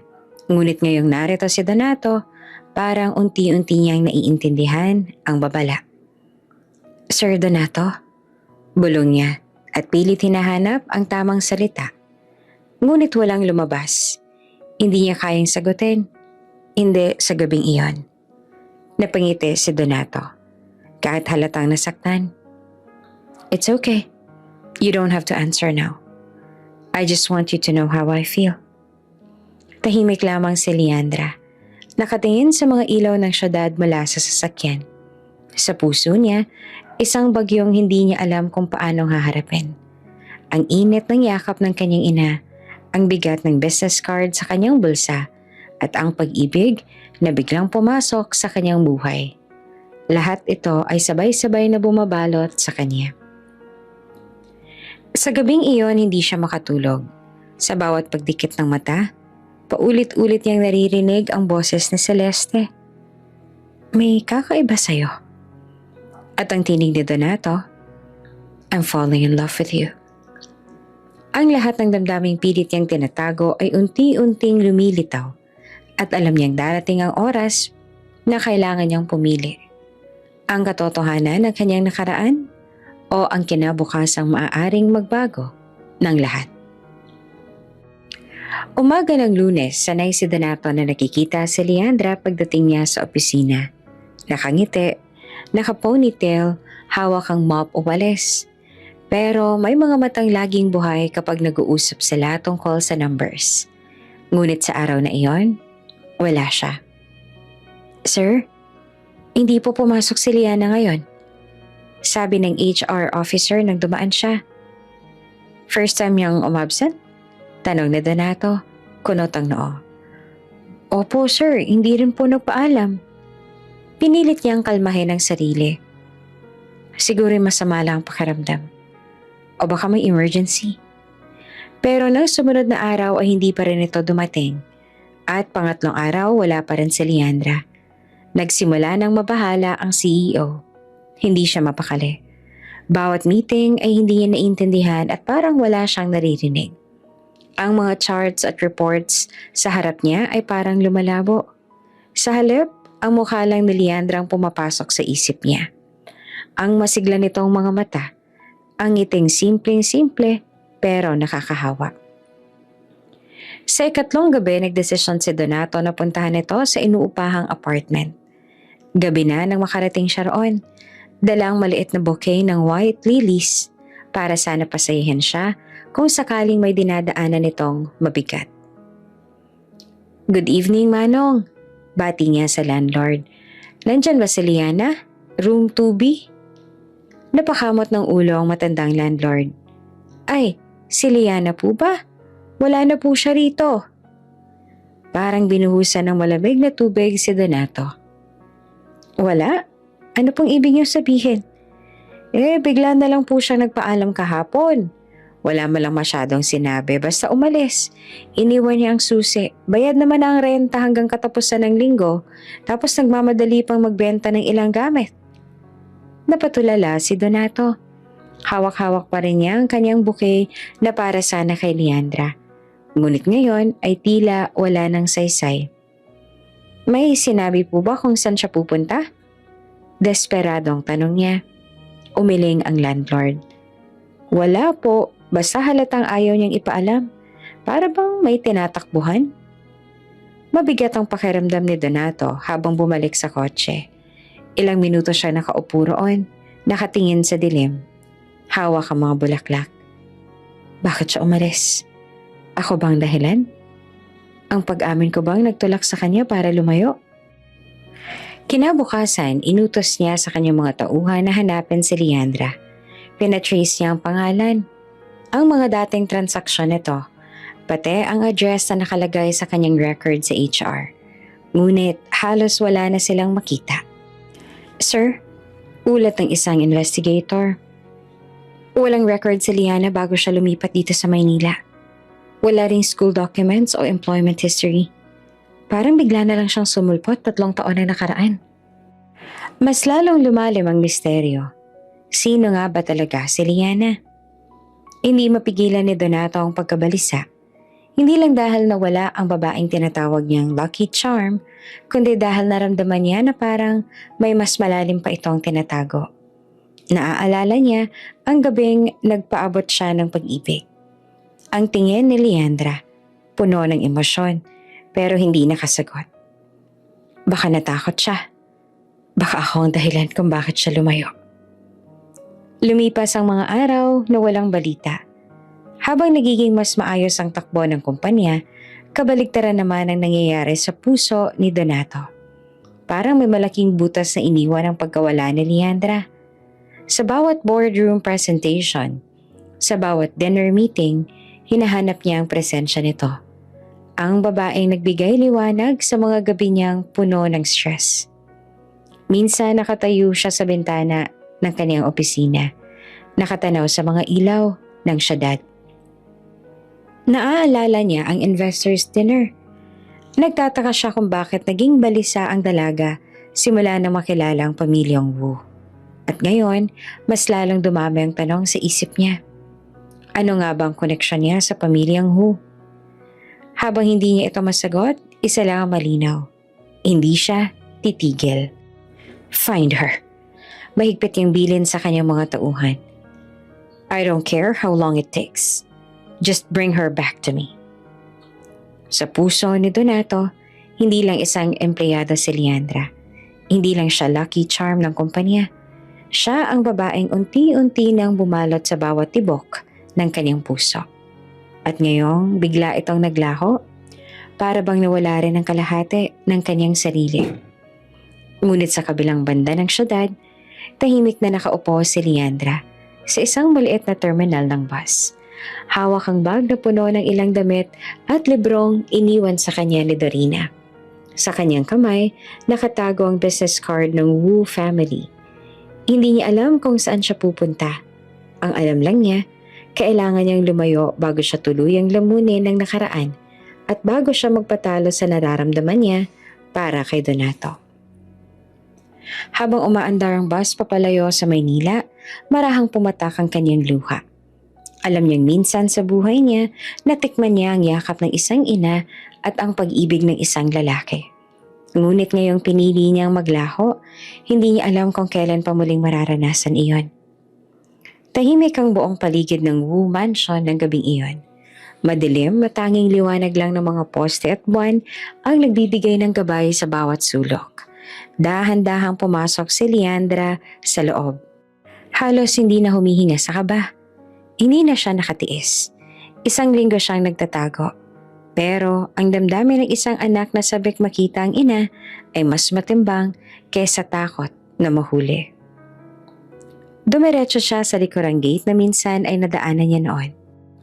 Alam niyang may posibilidad na may CCTV o gwardya, pero ipinagkibit balikat niya iyon. Ang mahalaga, makapasok siya. Habang naglalakad sa hallway, pinipigilan niyang umiyak. Pero nanginginig ang mga kamay niya habang hinahaplos ang mga mamahaling painting sa dingding. Simbolo ng buhay na minsan ay para sana sa kanya. Biglang isang malakas na boses ang gumulat sa kanya. Anong ginagawa mo rito? Nanigas siya. Si Esteban Wu, ang ama na kailanman ay hindi niya nakilala. Pero ngayon ay nakatitig sa kanya na para bang isa siyang kriminal na sumasalakay sa bahay nila. Pasensya na po sir. Hindi ko alam kung paano ko ipapaliwanag pero nauutal niyang sagot. Halos mawala ng boses sa takot. Wala kang karapatang basta nalang pumasok dito. Guard? Sigaw ni Esteban. Galit ang tono. Ngunit bago pa siya tuluyang masigawan muli, bumaba si Celeste mula sa ikalawang palapag. Nakasuot ito ng puting night robe. Gulat sa narinig na ingay. Esteban, anong nangyayari? Tanong ng ginang. At nang mapatingin siya sa baba, natigilan si Liana. Parang bumagal ang oras. Nagkatitigan silang dalawa. May kakaibang kuryente. Isang malalim na koneksyon na hindi kayang itanggi. Hindi man makapagsalita si Leandra, malinaw sa mga mata niya ang isang bagay na hindi kayang itago. Sakit, pananabik, at pagmamakaawa. Babae na basta na lang pumasok sa bahay. Pwede siyang magnakaw. Oh, putol ni Esteban, pero pinigilan siya ni Celeste. Tama na, Esteban. Ako ang kakausap. Mariing wika ng ginang. Halos nanginginig ang tinig. Lumapit si Celeste kay Leandra. Habang mas lumalapit, mas lumalakas ang tibok ng puso ni Leandra. Gusto niyang umatras pero tila naipit ang mga paa niya sa sahig. Liana, bulong ni Celeste. Ginagamit ang pangalang na kilala niya sa kanya. Bakit ka narito? Hindi agad nakasagot si Leandra. Nanginginig lang ang labi niya. Sa wakas, bumagsak ang isang luha sa kanyang pisngi. Pasensya na ma'am, hindi ko na rin alam kung bakit ako nandito. Gusto ko lang makita kayo. Mahina niyang sabi. Huminga ng malalim si Celeste. May kakaibang init na dumaloy sa dibdib niya. Hindi niya maipaliwanag. Pero mula pa nang unang makita niya si Liana, may kutob na siya. Ngayon, habang kaharap niya ito sa katahimikan ng kanilang mansyon, lalo pang lumalakas ang pakiramdam. Esteban, wika niya. Hindi na inalis ang tingin sa dalaga. Pabayaan mo muna kami. Tila nagduda na si Esteban pero sa huli ay tinalikuran silang dalawa. Bagamat halata ang tensyon sa mukha nito, naiwan sina Celeste at Leandra sa gitna ng malawak na sala. Lumapit pa si Celeste at dahan-dahang hinawakan ang balikat ng dalaga. Liana, mula nung una kitang makita, may naramdaman na akong kakaiba. Hindi ko alam kung tama ang iniisip ko pero bawat kilos mo, bawat salita mo, parang natigilan siya, nanginginig ang boses. Parang ikaw ang anak na matagal ko nang nawalay sa akin. Doon na tuluyang bumigay si Leandra. Hindi niya nakinaya ang bigat sa dibdib. Mama, bulong niya at halos hindi lumalabas ang boses. At sa isang iglap, niyakap siya ni Celeste ng mahigpit. Parang ayaw na siyang pakawalan. Tumulo ang luha ng ginang habang paulit-ulit na binubulong. Anak ko. Tuloy ang napahagulgol si Leandra.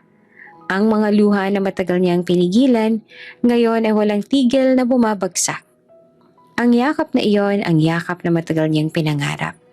Ang yakap ng isang inang hindi niya nakasama sa paglaki.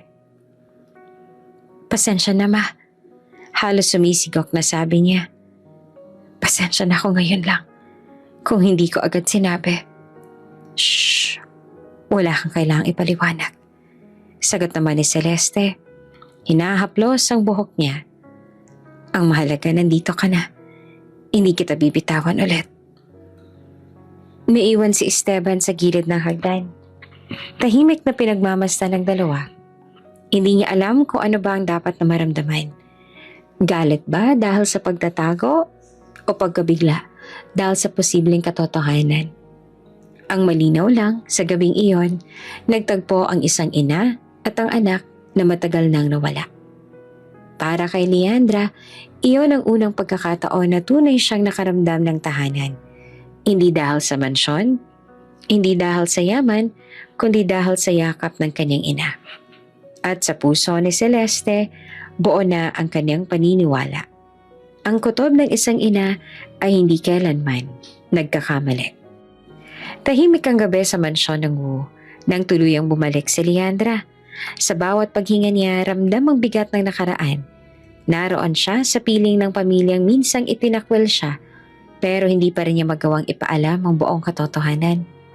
Para kay Lola Shini, isa pa rin siyang estrangherang dalaga na nakilala lang nila sa isang hapunan. Kaya pinili niyang manahimik muna, magpakilala bilang Liana, hindi bilang walang si Leandra. Sa umaga, kasama siya ni Celeste at Esteban. Tumutulong sa mga simpleng gawain at nakikipagkwentuhan sa mga kapatid. Tahimik siyang nakikinig habang kinikwento ni Celeste ang mga araw noong bata pa ang nawawalang anak. At bawat salitang yon ay parang karayom na tumutusok sa kanyang puso. Hindi niya alam kung tatawa ba o iiyak, kaya pinili niyang ngumiti at itago ang lahat. Bago matapos ang araw, muling nagkita sina Donato at Leandra. Naroon si Leandra sa maliit na cafe, malapit sa opisina nang biglang pumasok si Donato. Para bang huminto ang mundo nang magtama ang kanilang mga mata. Matagal silang hindi nagkita mula nang maglaho siya. Kita sa mukha ni Donato ang gulat at pananabik. Samantalang si Leandra naman ay tila nabigla at hindi makagalaw. Lumapit si Donato, dala ngiti at pag-aalala. Liana, ikaw nga. Bulong niya at bahagyang yumuko ang dalaga. Hindi alam kung ano ang dapat sabihin, ngunit sapat na ang muling pagkikita para maramdaman na lang hindi kailanman naglaho ang koneksyon sa pagitan nila. Isang araw ay bumalik na siya sa trabaho sa Rivera Holdings. Doon siya, si Liana na janitress na unti-unting napapalapit kay Donato. Sa bawat gabing magkasama sila sa opisina, Habang nagtutulungan sa pagsusuri ng mga numero, ramdam niya ang kakaibang tiwala at suporta ng CEO. Sa dalawang mundong ginagalawan niya, isang anak na muling bumabalik sa pamilya at isang empleyadong nagsusumikap makamit ang pangarap. Hindi niya alam kung saan ba siya tunay na nababagay. Liana, tawag ni Donato isang gabi habang abala silang dalawa sa boardroom. Naaalala ko. Sabi mo gusto mong makapagtapos. Pero wala kang formal records, tama? Napayuko siya. Oo, hindi ako nakapag-high school. Pero nagbasa naman ako ng libro. Self-study nga lang. May pait sa tinig niya. Parang hiya na rin. Ngumiti naman si Donato. Kung ganon, tutulungan kitang makapag-ALS para makapag-college ka na. Sayang ang talino mo kung dito lang iikot ang mundo mo sa mop at walis. Hindi niya mapigilang mapangiti sabay biro. Baka naman mabankrupt ka sa gastos sa akin. Hindi, investment kita. Sagot ni Donato. Diretso ang tingin. Hindi lamang para sa kumpanya, kundi para sa sarili mo. Dumating ang mga araw na dumoble ang pagod ni Leandra. Sa umaga, nasa mansyon siya kasama ang pamilya Wu. Pagkatapos ay diretso sa opisina. At kapag tapos na ang shift, doon na siya nag-aaral para sa ALS. May mga gabing namumula ang mata niya sa kakapuyat. May mga araw na halos hindi siya makakain ng tama. Pero hindi siya sumuko. Lagi niyang naaalala ang huling habilin ni Manang Dorina. Lumaban ka. At tuwing naroroon si Donato, laging may kasamang pagkain, kape, o minsan pa ay simpleng paalala. Liana, kumain ka muna bago magbasa. Unti-unting lumalapit ang kanilang loob. Pero sa pagkakataong iyon, mas pinili niyang ituon ang sarili sa pag-aaral at sa pangarap. Makalipas ang ilang buwan, nakapagtapos siya ng ALS at nakatanggap ng sertipiko. Hindi pa nga siya makapaniwala nang tawagin ang pangalan niya sa entablado. Sa audience, nakaupo si Donato. Palakpak ng palakpak na parang siyang pinakamalaking tagumpay sa mundo. At sa gilid ng bulwagan, naroon naman si Celeste. Nakangiti habang pinupunasan ng luha sa mata. Proud ako sa'yo. Bulong ng kanyang ina pagkatapos ng seremonya. Sabay mahigpit na yakap. Ramdam na Leandra ang init ng yakap na matagal niyang hinanap. Kahit hindi pa buo ang pagkilala ng lahat, sa puso niya, sapat na iyon para magpatuloy. Hindi natapos doon ang laban. Sa tulong ng scholarship na lihim na inaayos ni Donato, nakapag-college si Leandra. Naging working student siya. Minsan ay naglilinis pa rin sa kumpanya tuwing weekend para makatulong sa sariling gastusin. Sa bawat exam, sa bawat project, lagi siyang nasa unahan. Hindi lang dahil sa talino, kundi dahil sa matinding determinasyon na wag munang tawaging malas. Makalipas ang 4 na taon, nakatayo siya muli sa entablado. Summa cum laude, Bachelor of Science in Accountancy, Liana Dorina Santos. Sa sandaling iyon, humiyaw ng palakpakan ng buong bulwagan. Si Esteban nakangiting punong-puno ng pride. Si Celeste naman halos hindi makapaniwala na ang dating batang itinakwil ngayon ay bitbit na ang pinakamataas na karangalan. At sa likod ng lahat, nandoon si Donato. Hindi makaalis ang tingin sa kanya.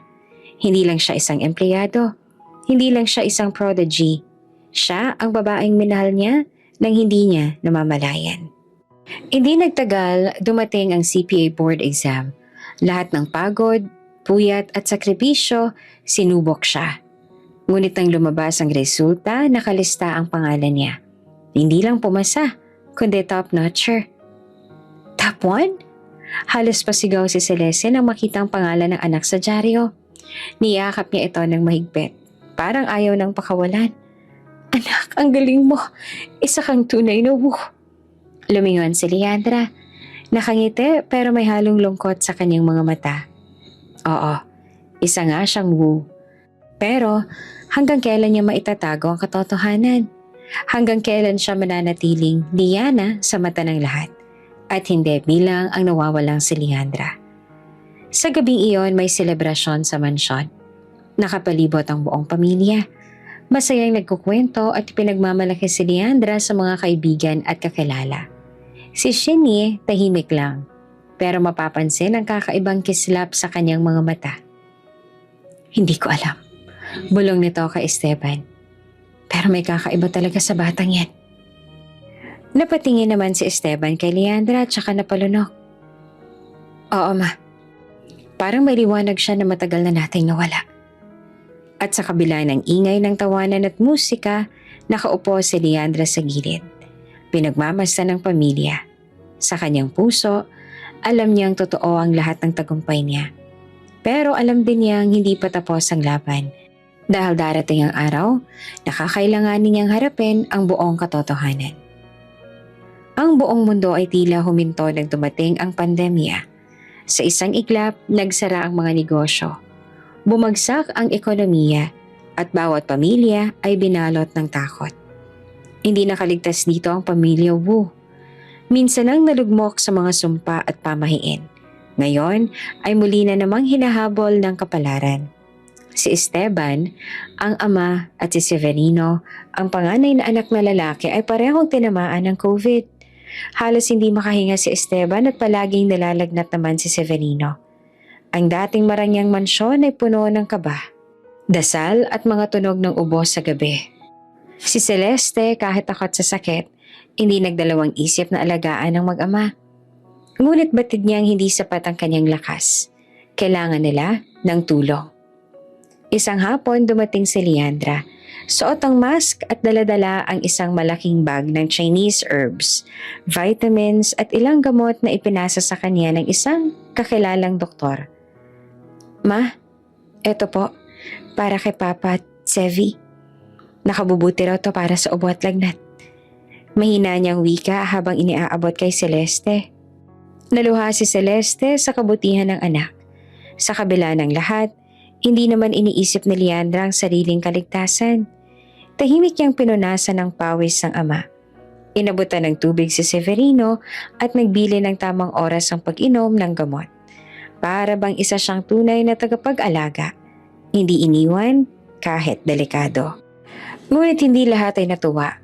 Mula sa ikalawang palapag, tahimik na nakamasid si Shinny.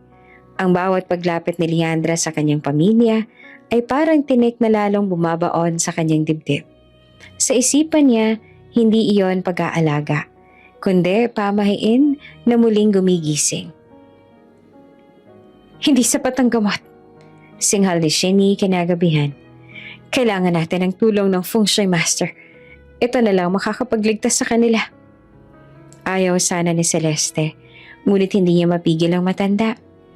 Ilang oras lang ang lumipas, dumating ang isang lalaking kilala sa kanilang lugar. Isang Feng Shui Master na minsan na rin nagdulot ng bangungot kay Leandra. May dalang kampana at mga papel na insenso. Maingat niyang sinuri ang bawat sulok ng mansyon. Nang matapos, suminto ito sa sala at malamig na sinabi, "May bangkay na nabuhay sa bahay na ito. Siya ang ugat ng kamalasan." Tahimik ang lahat. Ang tanging naririnig ay ang mahina at basag na pag-ubo ni Esteban mula sa silid. Ngunit tila sabay-sabay na napatingin ang mga mata sa iisang tao, kay Leandra. Nanginginig ang kamay niya habang pinipisil ang bag na dala. Ako? Hindi po. Hindi po totoo yan. Mahina niyang tanggi. Ngunit mas lalong nag-aapoy ang galit sa mga mata ni Shinny. Matagal ko nang alam. Niloko mo ko, Celeste. Sigaw ng matanda. Itinago mo ang sumpa sa pamilyang to. Siya ang dahilan ng pagkamatay ng kanyang lolo at ni Hiro. Siyang nagpabagsak ng negosyo. At ngayon, ang pagkakasakit ni na Esteban at Severino? Hindi totoo yan, ma. Sagot naman ni Celeste na halos maiyak na. Anak ko si Leandra at hindi siya sumpa. Hindi siya multo. Tao siya. Dugot laman ko. Ngunit bingi na si Shinny sa katwiran. Buong pwersa niyang hinila si Leandra sa braso. Kung gusto mong mabuhay ang pamilya natin, Kailangan nating isakripisyo ulit ang malas na ito. Nagpupumigla si Leandra, nanginginig sa takot. Lola, tama na po. Hindi ako bangkay at hindi ako sumpa. Ngunit mas mahigpit ang kapit ng matanda. Sa isang sulok ng bodega ng mansyon, nakatayo pa rin ang lumang kabaong na minsan ay inihanda para sa nawawalang apo, kasama ang baril. Sa tingin ni Shinye, iyan lamang ang tanging sagot. Isa-isang sinindihan ng feng shui master ang mga insenso habang sinasabi. Kapag naibalik siya sa kabaong, mawawala ang malas. Ligtas ang pamilya. Nanginginig na si Leandra, halos wala ng boses.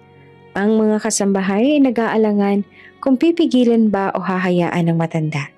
Si Celeste halos masiraan ng loob. Pilit na humahabol sa anak. Ma, tama na. Huwag mong gawin to. Sigaw niya habang pinipigilan ang mga kamay ng ina. Ngunit parang bato si Shinye. Walang naririnig.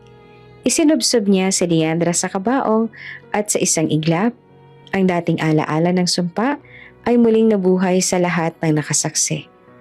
Ang mga ilaw sa mansyon ay tila kumukurap. Ang hangin bumibigat at ang sigawan ay naghahalo. Si Celeste umiiyak, si Leandra humihikbi at si Shinye patuloy sa pagdadasal ng mga katagang hindi maintindihan.